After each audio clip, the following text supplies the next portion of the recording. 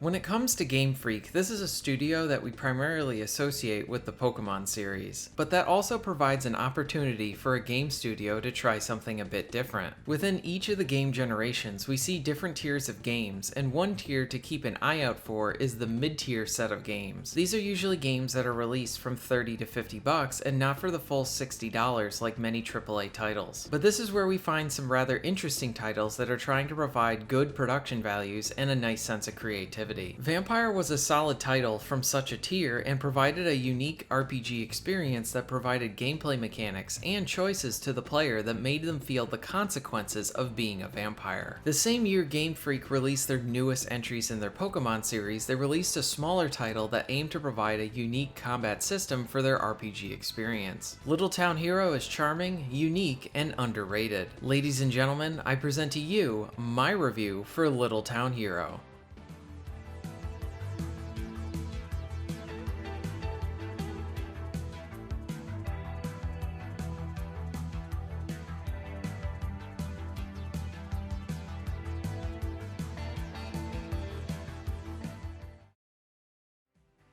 Let's start out with the most interesting aspect of Little Town Hero, its combat system. I'll set the stage for how the battles work. At its basic level, the game functions like a turn-based RPG where you trade blows with your opponent. You are only ever up against one foe at a time, and there's a lot of small mechanics going on at the same time that you need to pay attention to. The combat system is not overly difficult like many critics will have you believe, but more so, it is one that is more involved and requires you to thoroughly think through your moves and in some cases, be patient for the speed of how battles will progress and when to execute your attacks. This is not a game where you'll have some mindless fights with lower level enemies and then you need to pay attention to only the boss encounters. This is not a game where you can just coast through it. Each encounter will challenge you and require you to think it through. There are some frustrations with the combat system, but when you achieve victory, there's a great sense of satisfaction. It is best to think of this combat system sort of like a card-based RPG. You have a deck of abilities at the start of each battle and you will pull a random set of those abilities. Each of those abilities requires a certain amount of ability points to use them. You start out with 3 abilities at the start of the fight, and as the fight continues, you will be able to use 4, 5, and 6 points. So when you start out, you only have 3 points to use. You can put all of those points into activating an ability that requires 3 points, or you can activate 3 abilities that require 1 ability, or any combo of that. What you can activate will depend on what is in your hand, and this is at random. At the same time, your enemy will have a set amount of abilities that they will use against you during the turn.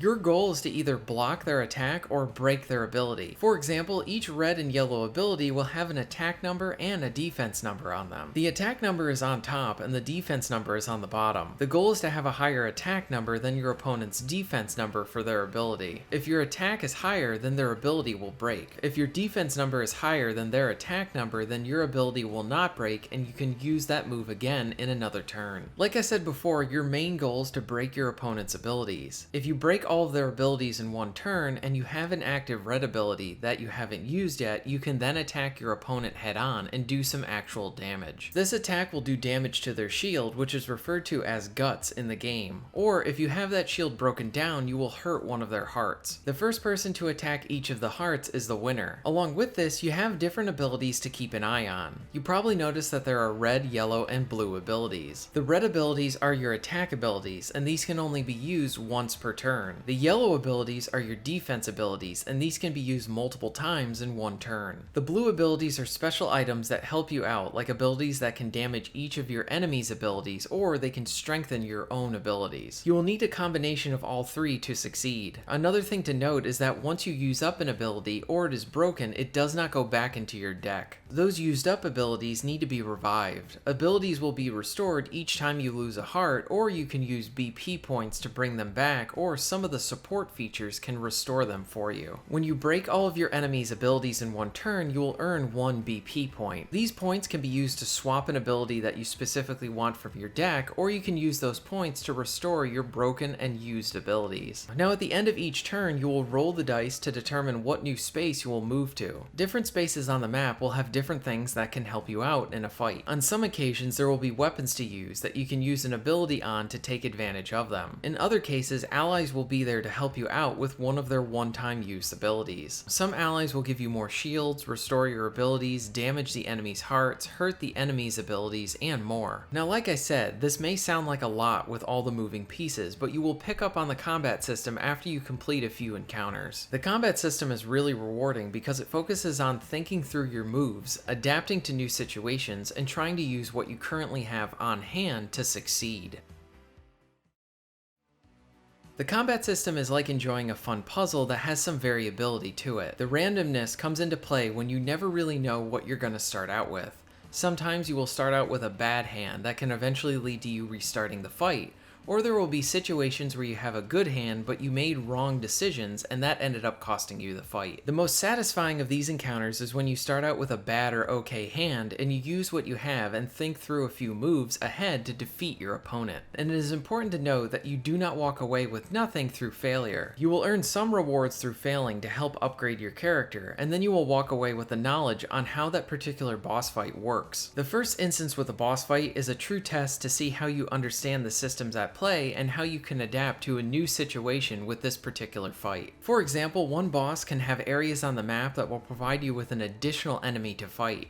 If you kill the enemy, the boss cannot use that to give himself more power. Or there's bosses that can reflect the damage back at you. Each of the bosses have some interesting twist on the combat formula, so you are always guessing. It is both rewarding to encounter a new boss and win on your first try as you try to adapt and work your way through the encounter. And it is equally as satisfying to lose your first try and apply that knowledge you gained to your second try and win the fight. This is a combat system endgame that rewards the patient and persistent player. I do like how the combat system has this combination of knowing the moves at your disposal, but there's some randomness and not knowing what you're going to start out with. The game gives you some feeling of security in how the game is played and what moves you can use, but then it sort of asks you to adapt to the changing situations and the different moves you have at your disposal. There's a lot of choices to make on each of the turns. If you are provided with a hand that only has yellow and blue cards, you might be able to have a good defense, which allows you to hold out until the next turn to try and deal some damage to your enemy's hearts. Or you have a card that provides you with free mobility, and now instead of using a dice roll to determine where you can go, you can select that specific location, and maybe that makes all the difference in the battle. The randomness can result in situations where you feel like the game is up against you when you're in a situation where you only have defensive cards and no red ones to land a hit. At the same time, these situations can also lend themselves with you needing to get creative and use this poor hand to maybe set up an attack a few turns down the line. Thankfully, the game is not an active turn-based game, and just a turn-based one because you can take all the time you want to figure out your best course of action. With this combat system being so unique, this is not going to be a game that everyone will really enjoy, but I do think that this is a game that everyone should at least give a try.